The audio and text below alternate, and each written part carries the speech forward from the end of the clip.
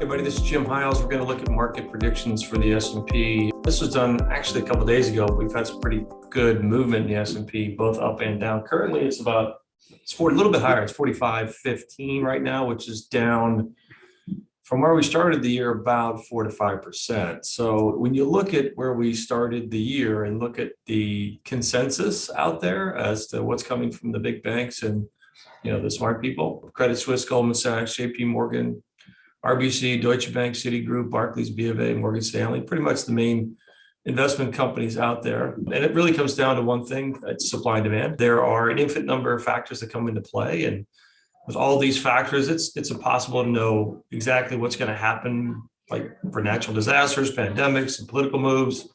And sometimes the market just acts irrationally. So what we tend to say to most people most of the time, it may sound like a boring, broken record, but buy and hold is far more efficient, far more lucrative than trying to time or predict the market.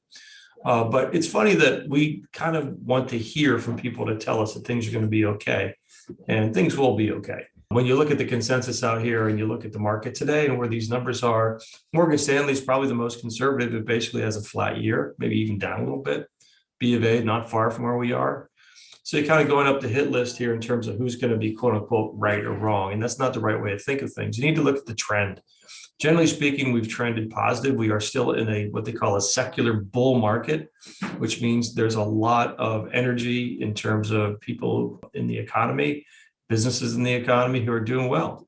And we don't think that trend's going to change significantly in this year. But we do think because of the massive shutdown and the significant increase in spending and supply and demand in the marketplace, just based on things from COVID, this is an opportunity to kind of reset. It's going to be one of those years, I think we're going to have a positive year, but with lots of fits and starts. So just hang in there with it. There's going to be volatility. We've said that before.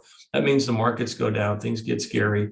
But I think for the most part, we view them as opportunities to perhaps tweak the portfolio, take advantage of tax losses while we can to offset future gains, and try to stay in the camp of being balanced. If you were to push me into saying where you should go this year, I would stick with what we've said in our annual report. I would favor value stocks here, dividend stocks, quality stocks.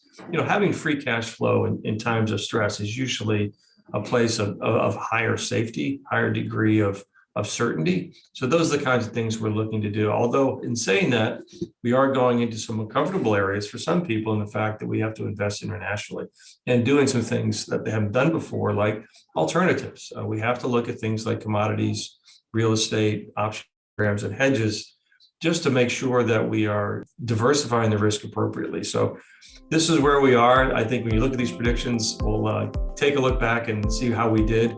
By the way, none of these firms were right last year. Most of them were significantly under where they thought it would go. So we'll see what happens this year. Jim Hiles on predictions, signing off for now.